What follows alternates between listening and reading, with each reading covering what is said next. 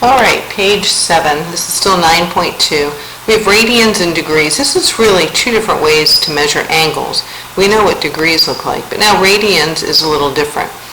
This length right here is the radian, so this length is going to be your radius times however many degrees this angle is measured, theta. So a radian is approximately 57.2958 degrees, but we don't have to know that. What we have to know is on the next page, on page 8, you need to be able to convert between degrees and radians. To go from degrees to radians, we multiply by pi over 180. So let's take a look at this. I have 120 degrees, and I want to go to radians. So I'm going degrees to radians. I take my 120, and I'm going to multiply it by pi over 180. Now this is in degrees, and this is in degrees, so they both will cancel each other out, and I will get 120 times pi over 180.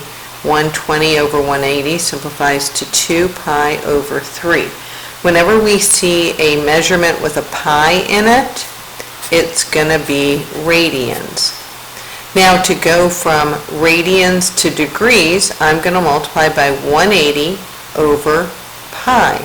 So in this example B, I take negative pi over 12, and I multiply it times 180 over pi. Pi and pi cancel out. That's how I remember it, is to know if I want to go from radians, which is pi, to degrees, I'm going to put the pi on the bottom. Notice that it's either pi over 180 or 180 over pi.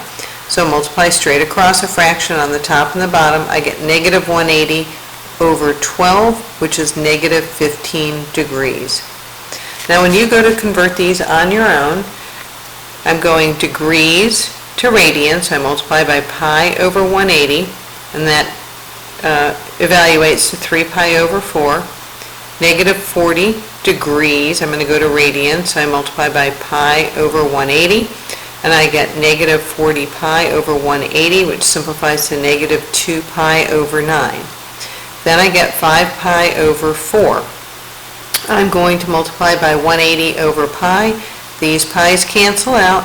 I'm going to have 5 times 180 divided by 4.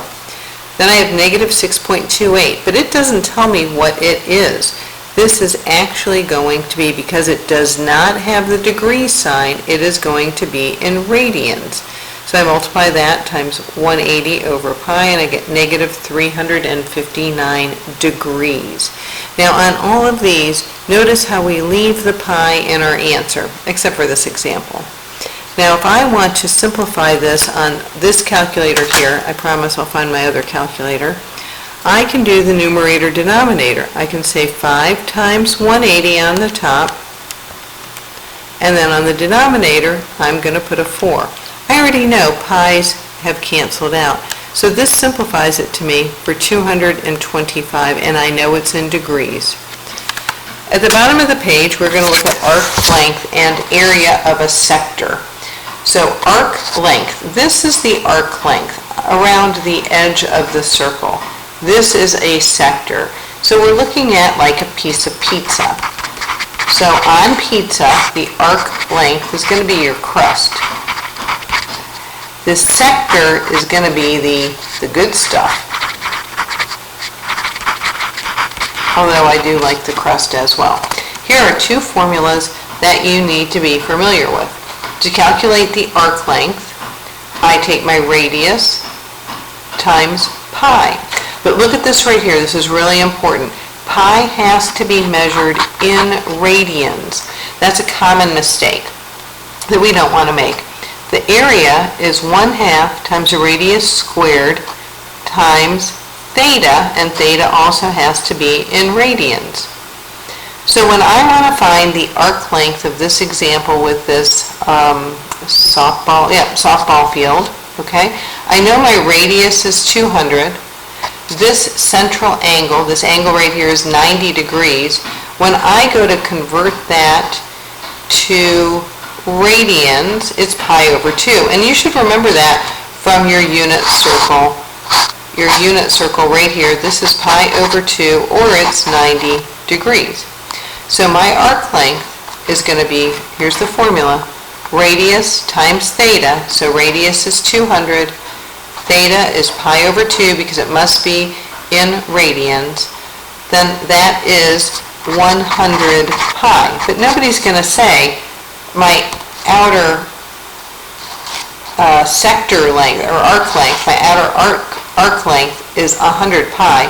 You're going to multiply that times 3.14 to get 314 feet. To calculate the area here, how much sod am I going to need for this outfield area, or for this field area, I'm going to have 1/2 times the radius squared times theta. Theta is pi over 2. My radius is 200. I'm going to be squaring that.